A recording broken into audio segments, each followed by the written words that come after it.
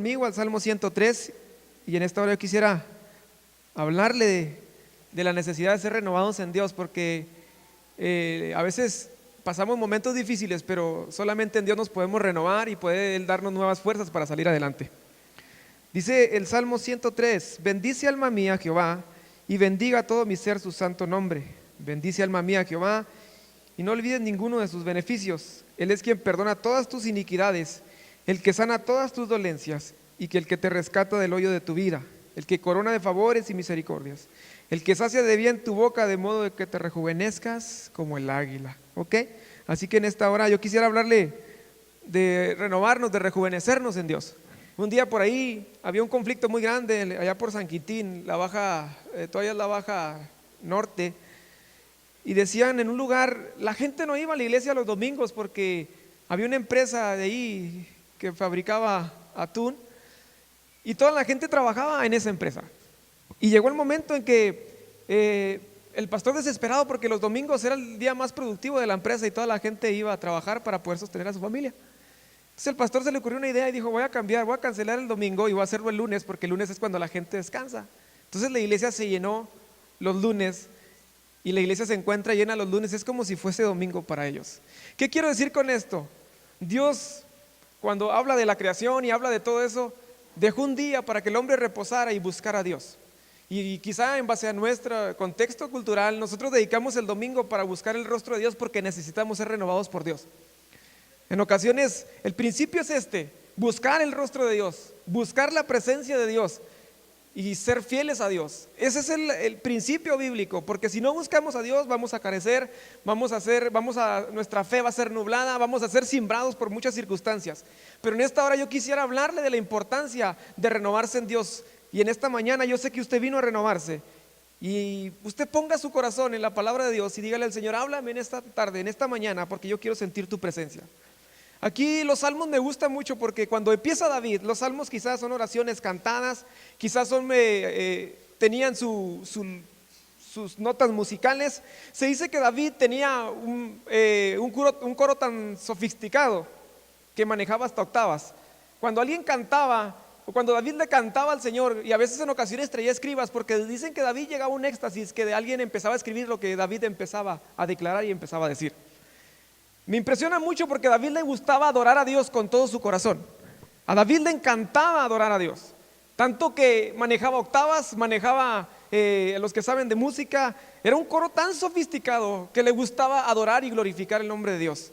Quizá tú le has dedicado el domingo y son tus fuerzas, hoy fue tu mejor ofrenda. No se llamó de cantidad, no se trata de cantidad, se trata de fidelidad y buscar el rostro de Dios, porque eso es lo que nos sostiene en tiempos difíciles.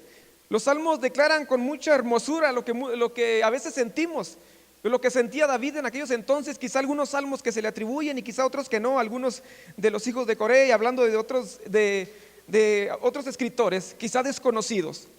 Pero cuando uno lee un salmo y está pasando unos momentos difíciles, ¿cuántos han recibido una palabra maravillosa a través de un salmo?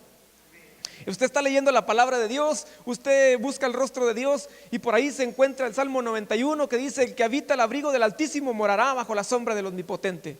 Usted se apropia de esa palabra y dice: Señor, gracias porque tú eres mi protector. Y si Dios con nosotros, ¿quién contra nosotros? Empezamos a reflexionar en ello y empezamos a meditar en la palabra de Dios. Y David escribió los salmos en tiempos difíciles, en tiempos cruciales, en tiempos caóticos. Y en tiempos caóticos tú vas a declarar una alabanza delante de Dios, porque en los tiempos más caóticos de tu vida tú vas a glorificar a Dios con todas tus fuerzas, con toda tu mente y con todo tu corazón. Por eso en ocasiones, cuando nos sentimos abrumados, cansados de la vida rutinaria, leer un salmo nos proporciona nuevas fuerzas, porque la palabra de Dios no vuelve vacía, la palabra de Dios es viva y eficaz. El Salmo 103 nos exige que seamos agradecidos con Dios por todo lo bueno que Él ha sido para con nosotros. ¿Cuántos saben que Dios ha sido bueno con ustedes?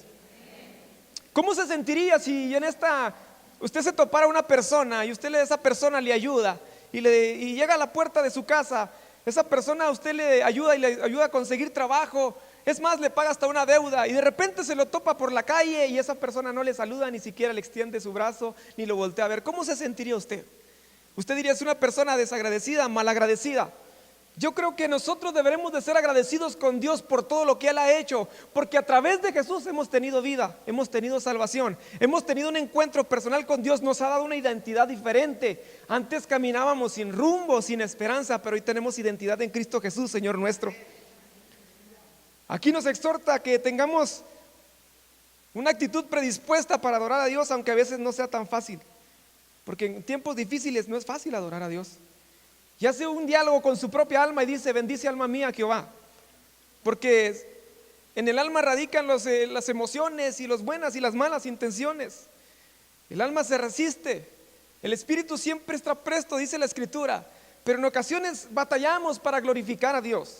Pero cuando lo hacemos, viene un renuevo de Dios y viene una renovación de sus fuerzas sobre nuestra vida, y empezamos a cambiar nuestra manera de ver las cosas, empezamos a ver las cosas diferente, porque Dios renueva nuestro entendimiento día a día.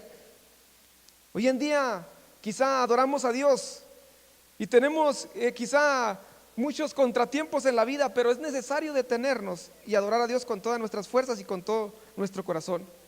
Un día por ahí, yo entiendo que hay personas que buscan a Dios y quieren buscar a Dios teniendo recursos. Dicen: si yo tuviera un mejor carro, si yo tuviera una mejor casa, si yo no tuviera problemas económicos, yo adoraría a Dios diferente. Pero déjeme decirle que el estatus económico no es un obstáculo para adorar a Dios. Déjeme decirle que su condición económica no es un obstáculo para buscar el rostro de Dios y adorar a Dios con todas nuestras fuerzas. Un día por ahí, recuerdo, hace algunos años estábamos en la oración, había una oración en las mañanas de hombres, y había un hermano que oraba y decía: Señor, dame un carro, y si tú me das un carro, yo siempre voy a ir a la oración. Y me dijo a mí, apóyame en oración porque necesito un carro. Y en estos tiempos un carro se vuelve indispensable para poderse trasladar uno. Y empezó a orar y empezó a tener un clamor delante de Dios: Dios, dame un carro, dame un carro. Pasaron algunos meses y él empezó a orar y pudo conseguir un carro en el cual le pueda trasladarse. Recuerdo que solamente vino 2 veces a la oración después de que el carro se le fue añadido. Y a mí me dio mucha risa porque me lo topé y le dije: oye, tremendo, ese carro me pertenece a la mitad porque yo estuve orando junto contigo.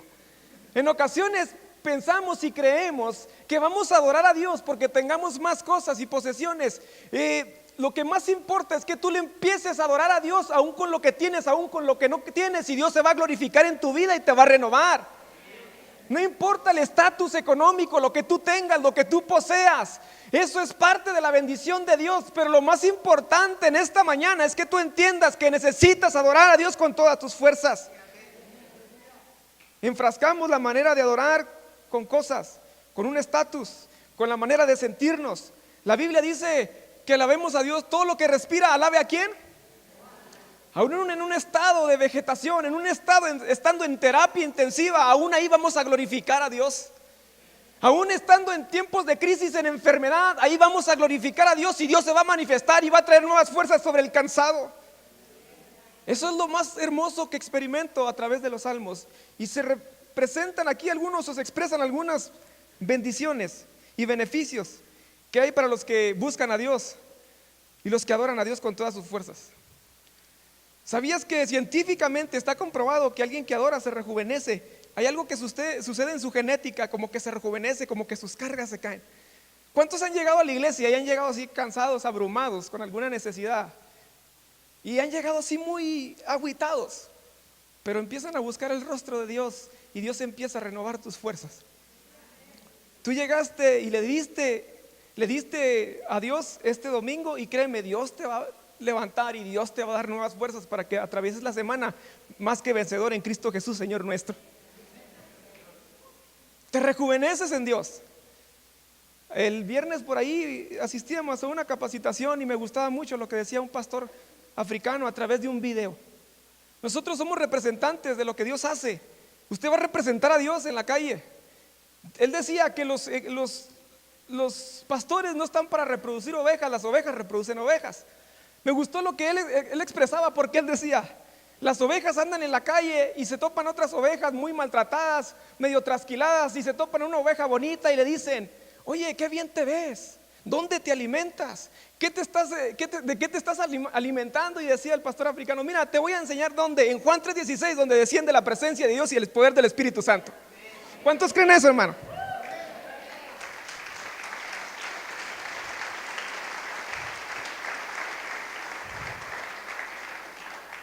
Por ahí un día la NASA dijo, y algunos investigadores, que alguien que está alegre va a salir más rápido de su enfermedad, o si está alegre aunque tenga una enfermedad terminal va a durar más tiempo. Pero la Biblia dice que el corazón alegre constituye un buen remedio, mas el espíritu triste seca los huesos. En ocasiones llegamos a la casa de Dios tristes, agobiados, agüitados. Alguien que se mantiene triste le va a brotar hasta otras enfermedades.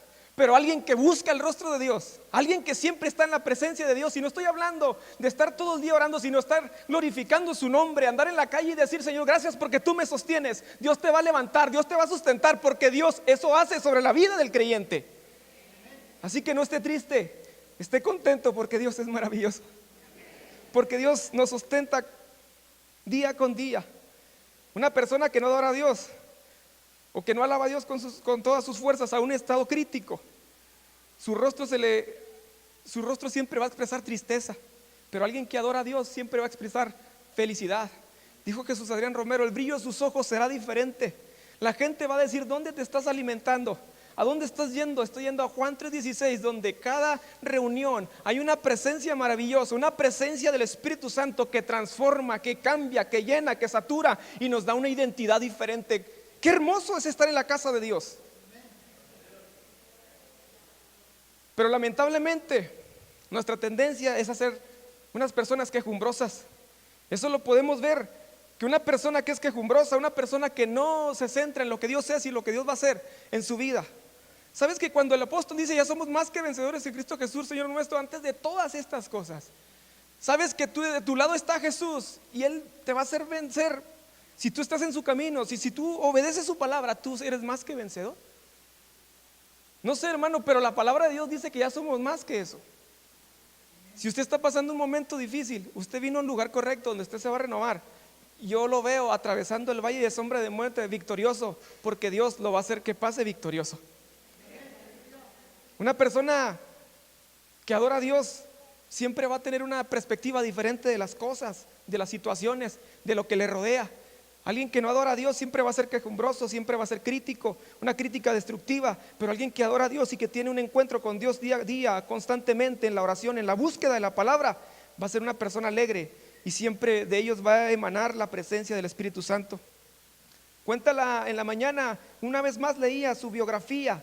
Se dice que se le arrancaron las yemas de sus dedos. Se dice que cuando iba a ser muerto, le pusieron una corona de papel con dibujos de demonios, así simbolizando demonios, porque él había servido a los demonios, pero no era un hombre que había servido a Dios con todo su corazón. Y dicen que le pedían que se retractara y que negara la fe. Pero aún así, él yendo rumbo a un lugar de tormento, a un lugar donde iba a ser consumido por las llamas, aún siendo consumido por las llamas, hablando de Juan Hus, él dijo: Jesús, hijo de David, ten misericordia de mí. Él empezaba a adorar y empezaba a glorificar a Dios. Las llamas lo consumían, pero no había ningún bramido, ningún quejido. No era alguien que adoraba y glorificaba a Dios aún en el momento más difícil de su vida. Sabes, alguien que adora a Dios a los momentos más caóticos y difíciles de su vida, le van a saber a gloria, porque somos más que vencedores en Cristo Jesús, Señor nuestro. ¿Cuáles son los beneficios que obtenemos en Cristo? Él nos ha perdonado de todas nuestras iniquidades. Dice Romanos 5:8: mas Dios muestra su amor para con nosotros, que aun siendo pecadores, Cristo murió por nosotros. Si tú estás aquí por primera vez, déjame decirte que Jesús ha muerto por ti en la cruz del Calvario para que aproveches todos estos beneficios. Él quiere darte vida eterna y quiere ayudarte en la vida cotidiana. ¿Sabes que es un milagro infalible la gracia divina? Que nuestros pecados hayan sido borrados y que Dios nos haya perdonado y nos haya justificado. Porque a través de Cristo somos justificados pues por la fe. ¿Sabes que la ira de Dios estaba sobre nosotros como pecadores? Pero cuando Jesús vino por nosotros, vino y murió por nosotros, nos hizo justos delante del Padre. Hemos sido justificados. Pero sabes, el problema que lo veo como más grande es que el hombre, su peor enemigo, ¿sabes quién es? Él mismo. Cuando le dice a Timoteo: ten cuidado de ti mismo. En ocasiones nosotros tendemos a echarle la culpa a la gente de nuestro alrededor, porque el salmista, cuando dice: en pozo hondo he caído y yo en el hoyo de desesperación. Pero hay un salmo y un proverbio que dice: pozo hondo he cavado y en él he caído. Yo he visto personas que le echan la culpa a las circunstancias, a las personas, a la gente de su alrededor. Pero la palabra de Dios dice: ten cuidado de ti mismo. Sabes, tú decidiste en esta mañana estar aquí porque necesitas de Dios. Tú te levantaste en la mañana y decidiste venir a la casa de Dios. Pero hoy en día tendemos a culpar a las personas. Aquí David está reconociendo su posición pecaminosa. Dice: tú eres quien perdona todas nuestras iniquidades. Sabes, él está hablando, él había decidido pecar, él había decidido fallar. Cuando empieza a codiciar, empieza a desear a la esposa de Urías, a Betsabé, cuando la veía todos los días, quizá en la mañana, en la tarde, no sé. Pero él decidía levantarse, él decidía mirar hacia allá, él decidía cavar su propio pozo constantemente. Pero nosotros debemos decidir buscar el rostro de Dios con todo nuestro corazón. El conflicto más grande del hombre es consigo mismo. Ni siquiera Satanás, porque Satanás ya fue derrotado en la cruz del Calvario, y dice la Biblia que lo exhibió públicamente en la cruz del Calvario. El diablo siempre va a usar sus artimañas, la mentira, porque fue mentiroso desde el principio, dice la Escritura. Es el que hurta, es el que roba. Dice primera de Pedro 5:8: mas el diablo vino a hurtar, matar y destruir, pero Jesús dice: yo he venido a dar vida y vida en abundancia. El problema más grande de consigo mismo es el hombre, porque batalla para poner a Dios como primera opción, batalla para poner a Dios como su primera opción en la vida. Ponemos otras opciones, ponemos quizá a la ciencia, ponemos quizá a veces al vecino, a las cosas rutinarias.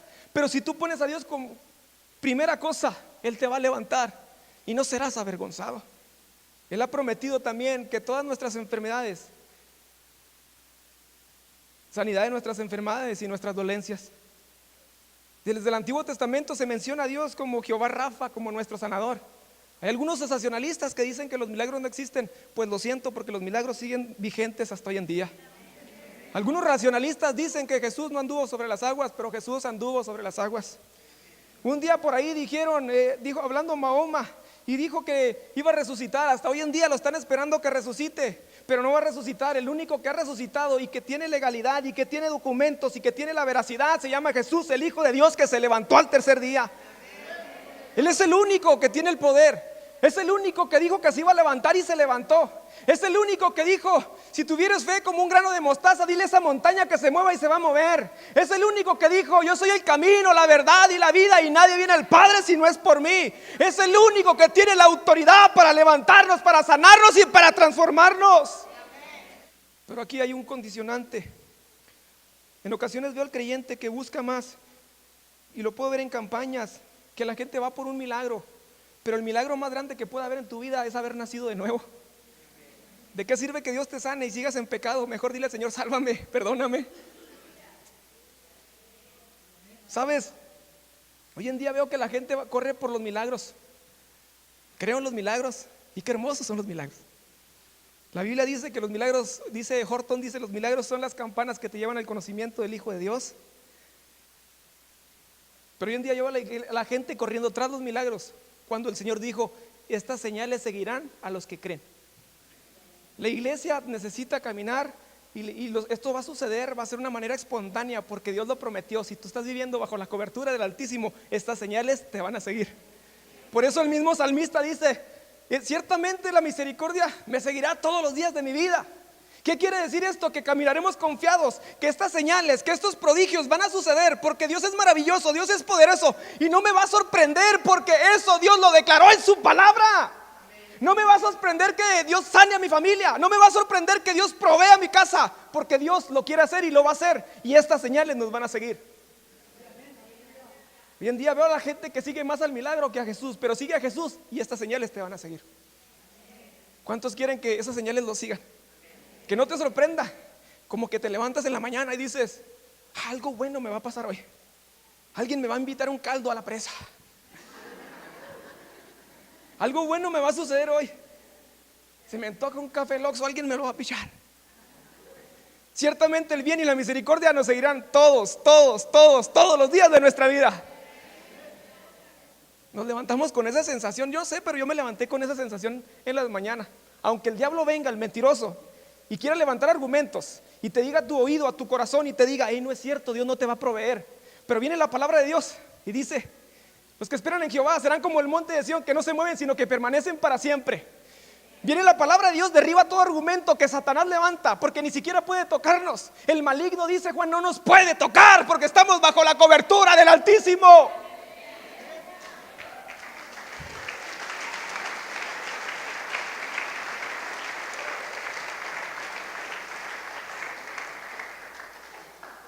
Pero en ocasiones por ahí veo que el creyente se desgasta más viviendo y queriendo luchar contra algo que ya vencimos, porque somos más que vencedores en Cristo Jesús, Señor nuestro. La Biblia dice que lo exhibió públicamente en la cruz del Calvario. Nuestra lucha más fuerte es con nosotros mismos. Por eso el apóstol Pablo no menciona tantos espíritus, no dice, más dice procurar lo bueno. Más el fruto de la carne es este, más el fruto del espíritu es este. El problema eres tú, que no quieres buscar a Dios. El problema somos nosotros mismos, que no queremos buscar el rostro de Dios. Si tú buscas a Dios, si tú buscas su presencia, si tú te congregas, si tú lees la palabra de Dios, créeme, va a haber fruto, y un fruto que va a ser abundante sobre tu casa y sobre tu familia. Ese es el problema más grande del ser humano, y nos va a rescatar del hoyo que nosotros mismos hemos cavado. A Sansón, era una persona promiscua, una persona que le gustaba andar portándose mal.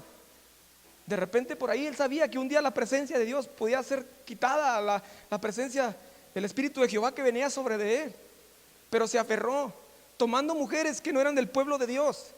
En ocasiones el creyente se aferra a algo que lo va a destituir como posición de hijo de Dios y las maravillas y los privilegios que tenemos en Cristo.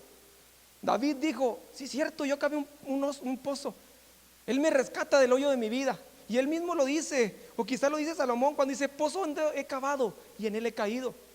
Sabes, en esta mañana Dios quiere que tú te levantes, Él te renueva y tu familia va a ser bendecida, porque es el propósito de Dios.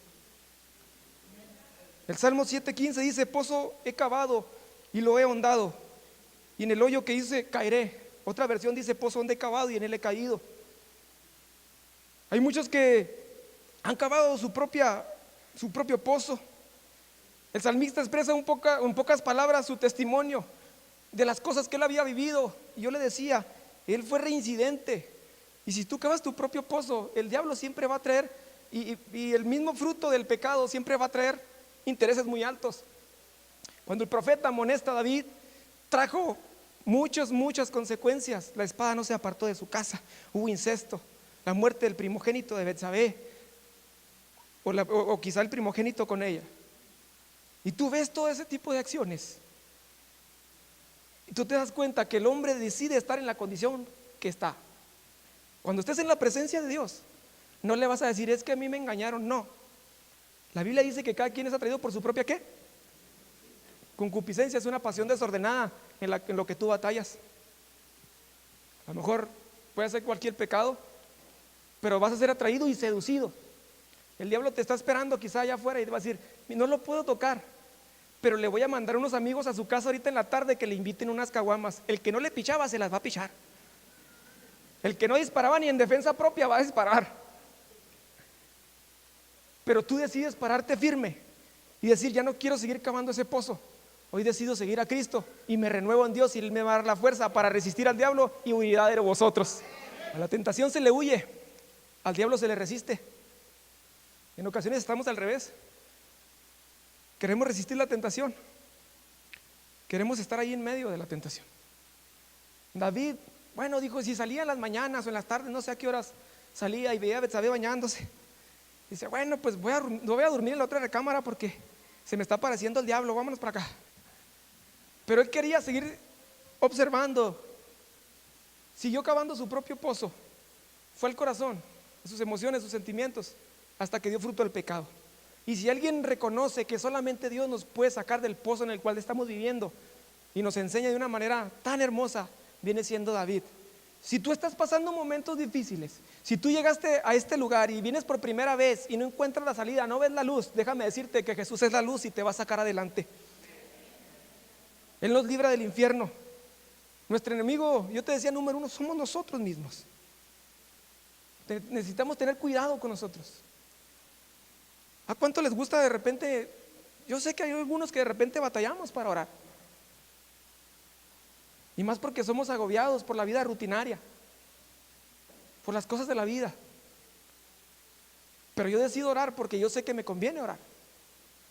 Yo decido congregarme porque yo sé que Dios me va a fortalecer. Aunque a veces usted no lo sienta, aunque no sienta bonito, aunque se quede dormido, usted levántese y busque el rostro de Dios. En su casa, en la iglesia, donde quiera que usted esté, dígale: Señor, hoy dedico este día para ti.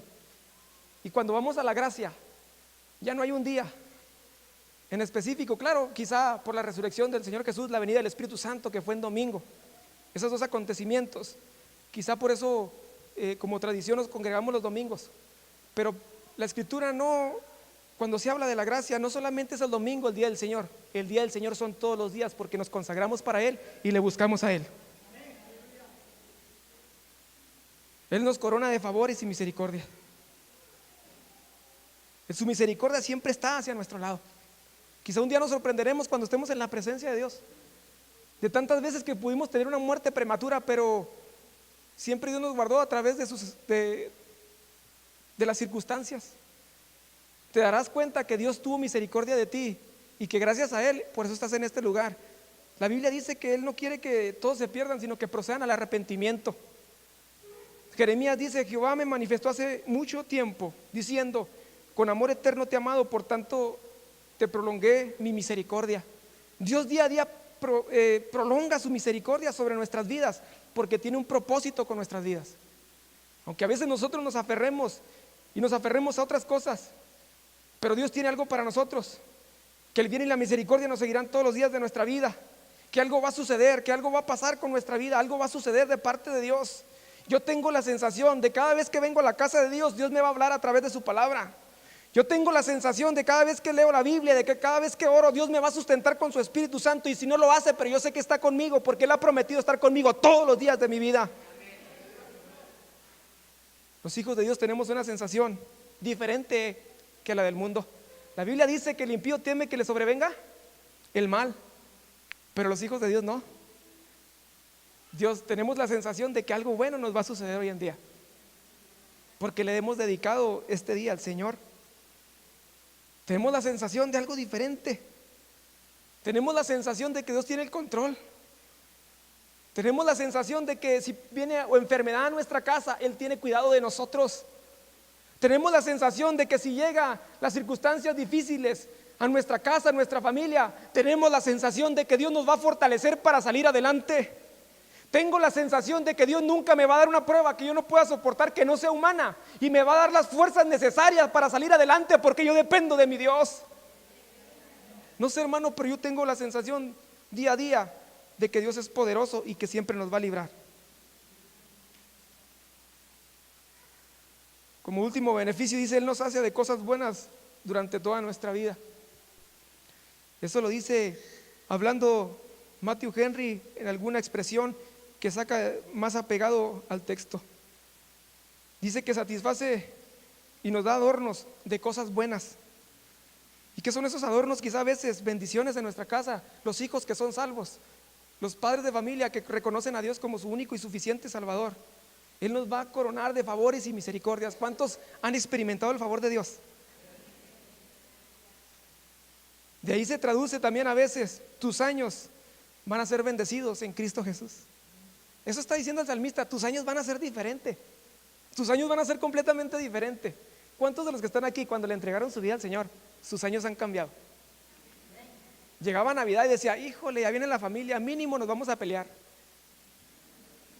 Mínimo, dice: y ya viene que es bien peleonero. Y si no se pelea, no es Navidad. Pero hay una sensación diferente, que el favor y la gracia de Dios está sobre nuestras vidas, y va a ser una Navidad diferente, una Navidad con la presencia del Espíritu Santo y disfrutando a tus hijos y a tu familia. Va a ser una Navidad diferente.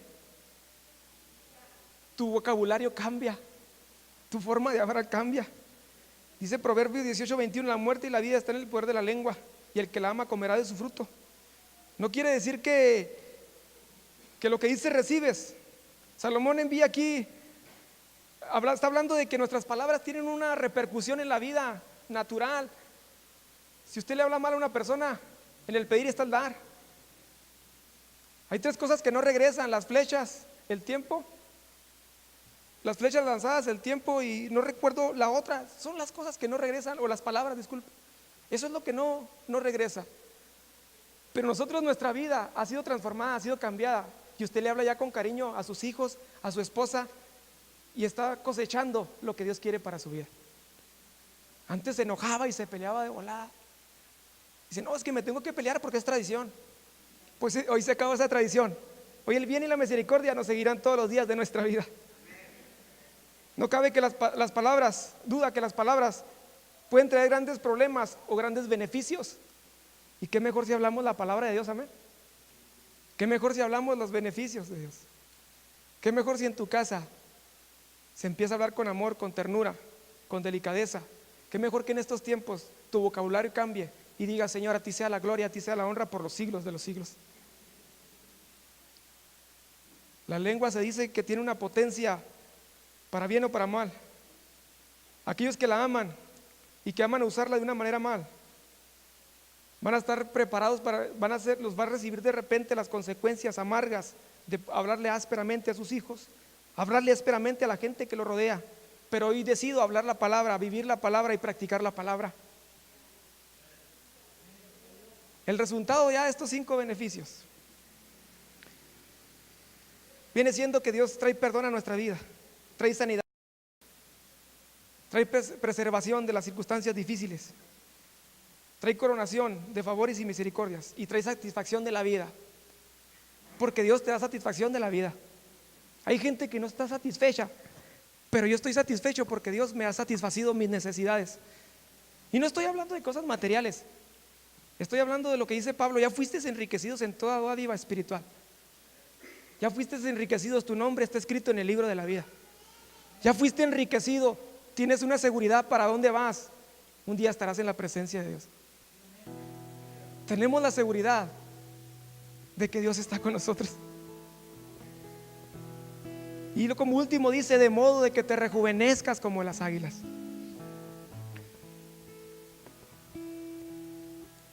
La enfermedad y la violencia pueden tocar el cuerpo, pero no pueden tocar el espíritu.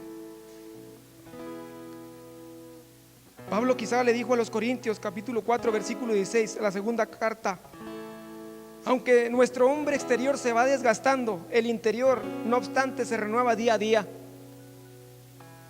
Aunque nos vean quizá que estemos luchando y estemos batallando, pero nos estamos renovando día a día en la presencia de Dios. A lo mejor llegaste cansado, llegaste atribulado, llegaste con la cara hacia abajo, pero hoy sales con tu cara en alto, porque Dios te quiere levantar en esta hora. ¿Cuántos quieren disfrutar de esos beneficios tan hermosos que Dios solamente da? En este mundo no hay ninguna fuente de juventud eterna con respecto al cuerpo, pero el espíritu se puede ir renovando constantemente. ¿Cuántos en esta mañana quieren renovarse en Dios?